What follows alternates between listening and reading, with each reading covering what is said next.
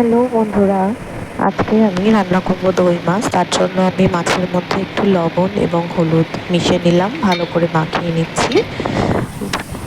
এবারে উপকরণগুলো রেডি করে নিলাম, যা যা লাগবে সেটা তোমরা দেখতেই পাচ্ছ কী কী উপকরণ ব্যবহার হচ্ছে এই দই মাছে। এবারে কড়াইতে তেল দিয়ে তেলটাকে ভালো করে গরম করে মাছগুলোকে এক এক করে ছেড়ে দিয়ে উল্টে পাল্টে ভালো করে হালকা লাল করে ভাজতে হবে। মাছগুলো মোটামুটি ভাজা কমপ্লিট হয়ে গেছে। এবারে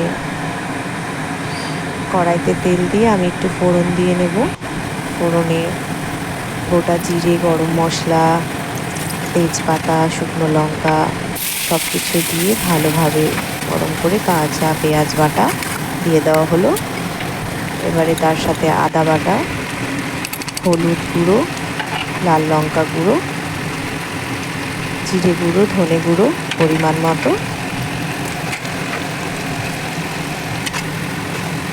দিয়ে ভালোভাবে নাড়াচাড়া করে নিতে হবে।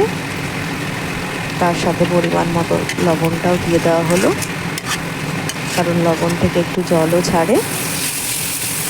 ভালোভাবে যখন হালকা তেল ছাড়বে তখন তার মধ্যে আমাদের যে কাজু বাদামটা বাটা ছিল সেটা দিয়ে দেওয়া হলো।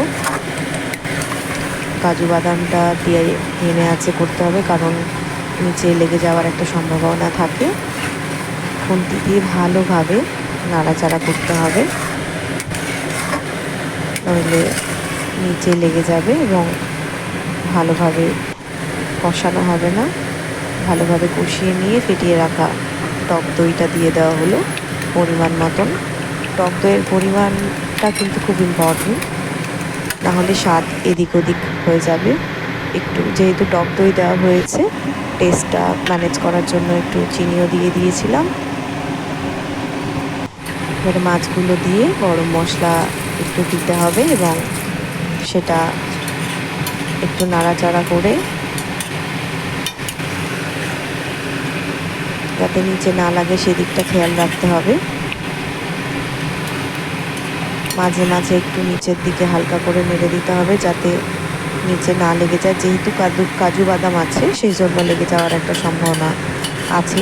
রঙটা খুব সুন্দর এসেছে। এবার এই অবস্থায় ঢেকে 2 মিনিটের জন্য আমাকে একটু করে নিতে হবে। হয়ে গেলে গরম গরম ভাতের সাথে দই কাতলা পরিবেশন করা যাবে।